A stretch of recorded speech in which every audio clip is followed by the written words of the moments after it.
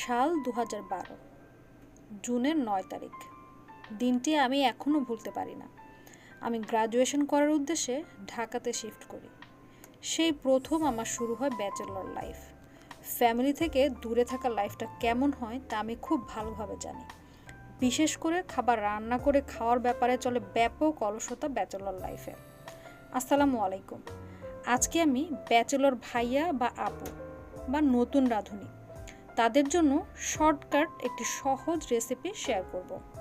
খুবই সাধারণ একটি রেসিপি শেয়ার করব, আশা করছি সবার উপকারে আসবে।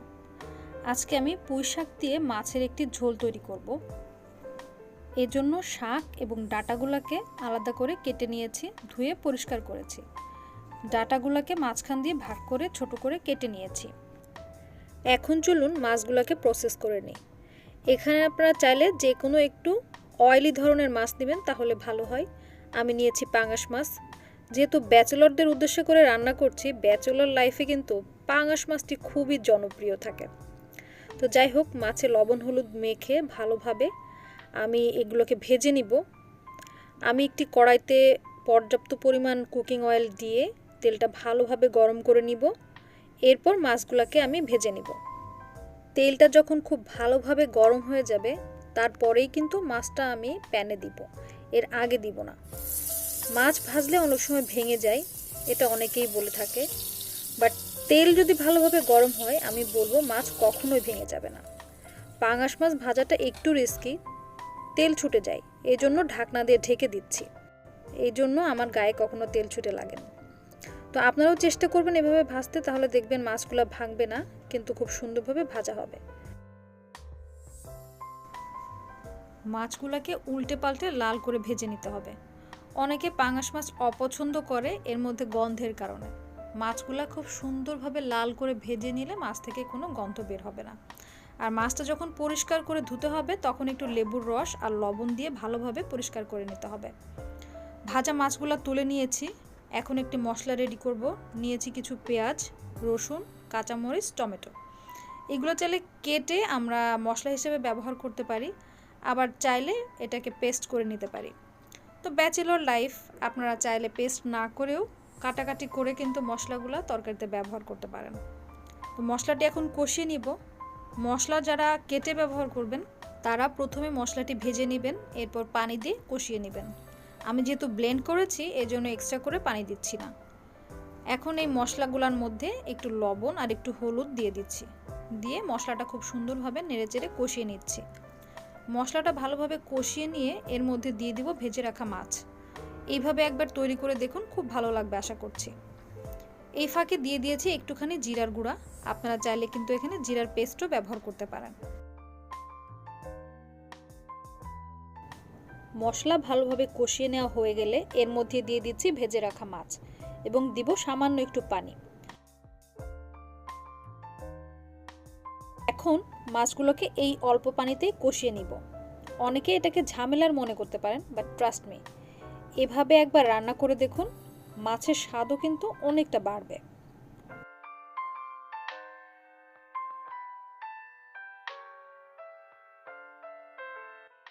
মাছগুলো কষানো হয়ে গেলে তুলে একটি সাইডে রেখে দিব। আমার একটি মাছও কিন্তু ভেঙে যায়নি, দেখতে পাচ্ছেন।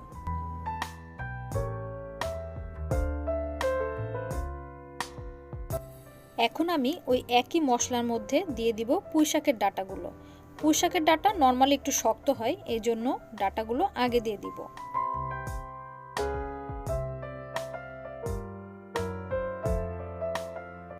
মশলার মধ্যে ভালোভাবে ডাঁটাগুলোকে কষিয়ে নিব, ঢেকে সিদ্ধ করব। যতক্ষণ পর্যন্ত না ভালোভাবে সিদ্ধ হয়ে যাচ্ছে, ততক্ষণ পর্যন্ত রান্না করব। এই ফাঁকে একটু লবণ অ্যাড করে দিলাম এবং হলুদ দিয়ে দিচ্ছি। খুব সুন্দরভাবে নেড়েচেড়ে মিশিয়ে নিব এবং ঢেকে রান্না করব।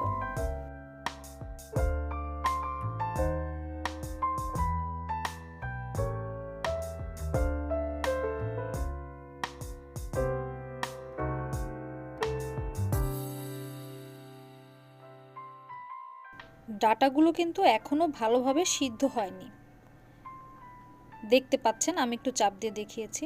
এখন এর মধ্যে একটু পানি দিব, যাতে করে ডাঁটাগুলো সিদ্ধ হয়ে যেতে পারে।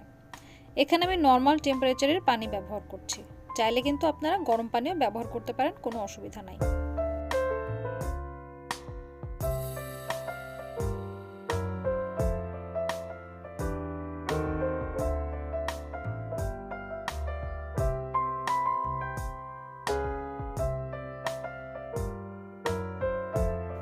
ডাটাগুলো যখন খুব ভালোভাবে সিদ্ধ হয়ে যাবে তখন এর মধ্যে দিয়ে দিব শাকগুলো, যেগুলো আমরা আগে সুন্দর করে কেটে পরিষ্কার করে ধুয়ে পানি ঝরিয়ে নিয়েছি।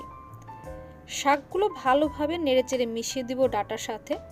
শাক সিদ্ধ হয়ে গেলে কিন্তু পরিমাণে অনেকটা কমে যাবে।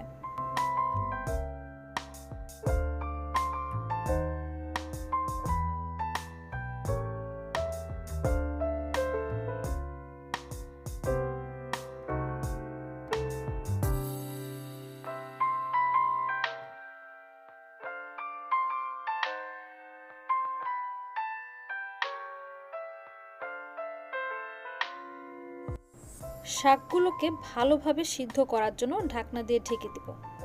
ঢাকনা দিয়ে ঢেকে দিলে শাক সিদ্ধ হয়ে যাবে। দেখতে পাচ্ছেন বেশ অনেকটা পানি বেরিয়েছে শাক থেকে।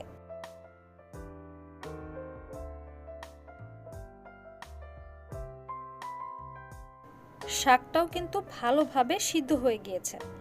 এখন এর মধ্যে দিয়ে দিব কষিয়ে রাখা মাছগুলো। মাছগুলো দিয়ে খুব সুন্দর করে নেড়েচেড়ে মিশিয়ে দিব এবং আমরা এই তরকারির মধ্যে কতটা ঝোল চাচ্ছি সেই পরিমাণ বুঝে একটু পানি ব্যবহার করব। এখানে আমি নর্মাল টেম্পারেচারে থাকা পানি ব্যবহার করব, চাইলে গরম পানিও ব্যবহার করতে পারেন। খুব বেশি না, অল্প পরিমাণ পানি দিচ্ছি, কারণ আমাদের ডাটা এবং শাকগুলো অলরেডি সিদ্ধ হয়ে আছে এবং মাছগুলো কষানো আছে। খুব সামান্য পানি দিচ্ছি ঝোলের জন্য। ঝোলের পানিটাও কিন্তু ফুটতে শুরু করেছে। এটা আর খুব বেশি সময় রান্না করব না, আমার যতটুকু পরিমাণ ঝোল প্রয়োজন সেই অনুপাতে আসলে নামিয়ে নিচ্ছি। দেখতে পাচ্ছেন আমার শাকের তরকারি একদম রেডি। যারা এখনও এইভাবে রান্না করেননি তাদেরকে অনুরোধ করব কাইন্ডলি একবার এভাবে রান্না করে দেখুন। আজকে আমি আমার ব্যাচেলর লাইফের অনেকগুলা কথা আপনাদের সাথে শেয়ার করেছি। আমার এই রেসিপিটি ব্যাচেলর ভাইয়া আপু অথবা নতুন রাঁধুনি যারা আছেন তাদেরকে অনেক হেল্প করবে। শাকের তরকারি রান্না করতে গেলে কয়েকটি বিষয় মাথায় রাখতে হয়, যেমন শাকে সবসময় একটু তেল মশলা এগুলো বেশি প্রয়োজন হয়, যার জন্য আমি পেঁয়াজ রসুনের পরিমাণটা কিন্তু একটু বাড়িয়ে দিয়েছিলাম। আমার রেসিপিটি ফলো করে রান্না করলে তরকারি মজা হবে 100%। আজ তাহলে এই পর্যন্ত, দেখা হচ্ছে পরবর্তীতে।